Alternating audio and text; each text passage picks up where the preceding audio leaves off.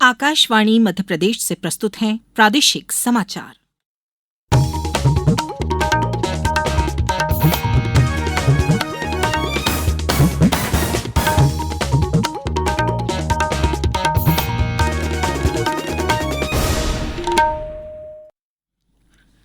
नमस्कार, समाचारों के साथ मैं राना शाहिद। प्रधानमंत्री नरेंद्र मोदी 10 फरवरी को देश भर के छात्रों से परीक्षा पे चर्चा कार्यक्रम के जरिए संवाद करेंगे।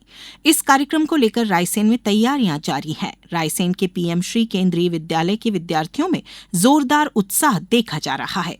अपने इस लोकप्रिय कार्यक्रम के जरिए पीएम जहां छात्रों के परीक्षा के दौरान होने वाले तनाव को कम करने का प्रयास करते हैं, वहीं उन्हें परीक्षा को लेकर जरूरी टिप्स देंगे। रायसेन की छात्रा तमन्ना ने बताया, परीक्षा पे चर्चा की पहल माननीय प्रधानमंत्री जी ने सन 2018 में की थी। इस पहल के तहत माननीय प्रधानमंत्री जी ने हम सभी को संदेश दिया था कि परीक्षा से हमें घबराना नहीं चाहिए, बल्कि इसे एक उत्सव की तरह मनाना चाहिए। हर वर्ष माननीय महोदय हम सभी को इस परीक्षा पे चर्चा पर संबोधित करते हैं। इस वर्ष माननीय महोदय 10 फरवरी को हम सभी को इस कार्यक्रम पर संबोधित करेंगे, जिसमें वह छात्रों के प्रश्नों के उत्तर देकर उन सभी के मन के जो प्रश्न उन सभी को उत्तर देती हैं और उनका तनाव दूर करते हैं। सहकारिता के महत्व के प्रति लोगों में जागरूकता लाने के लिए सहकारिता विभाग के तहत सभी स्तर के विभागीय कार्यालय, सहकारी संस्थाओं में 13 फरवरी को स्वभाव स्वच्छता संस्कार स्वच्छता अभियान के तहत स्वच्छता दिवस कार्यक्रम मनाया जाएगा। मुख्यमंत्री डॉक्टर मोहन यादव आज प्रयागराज में हैं। वह महाकुंभ में स्नान के अलावा मध्य प्रदेश पवेलियन जाएंगे और विक्रमादित्य नाट्य कार्यक्रम में भी शामिल होंगे। उन्होंने कहा कि महाकुंभ में आकर संतों का सानिध्य पाने का सौभाग्य प्राप्त हुआ है।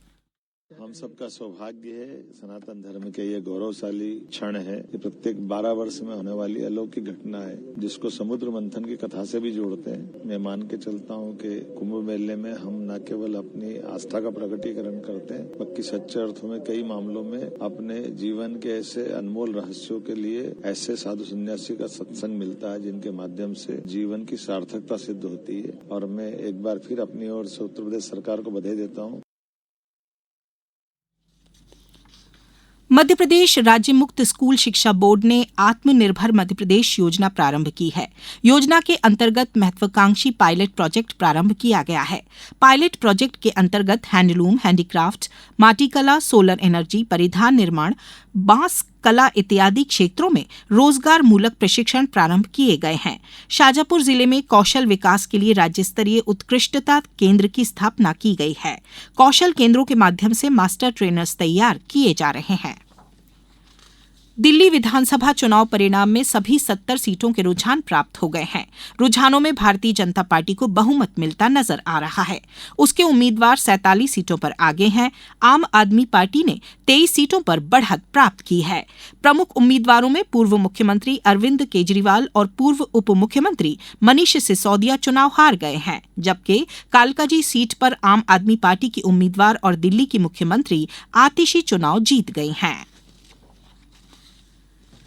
प्रदेश में एक बार फिर सर्दी का असर तेज हो गया है। पश्चिम उत्तर भारत से आ रही सर्द हवाओं की वजह से प्रदेश में ठिठुरन बढ़ गई है। पूरा प्रदेश शीतलहर की चपेट में है। इससे दिन और रात के पारे में 5 डिग्री तक की गिरावट हुई है। अब कुछ समाचार संक्षेप में। शहडोल जिले के देवलोंद में एक सड़क हादसे में 2 बच्चों की मौत हो गई, वहीं 2 लोग गंभीर रूप से घायल हो गए हैं। आगरमालवा जिले के नलखेड़ा में आयोजित हुए युवा संगम कार्यक्रम में 150 आवेदकों का प्रारंभिक चयन किया गया। सतना में जन अभियान परिषद के अधिकारियों के 2 दिवसीय आवासीय प्रशिक्षण कार्यशाला का शुभारंभ कल हुआ। आज इस बुलेटिन में बस इतना ही। दीजिए इजाजत। नमस्कार।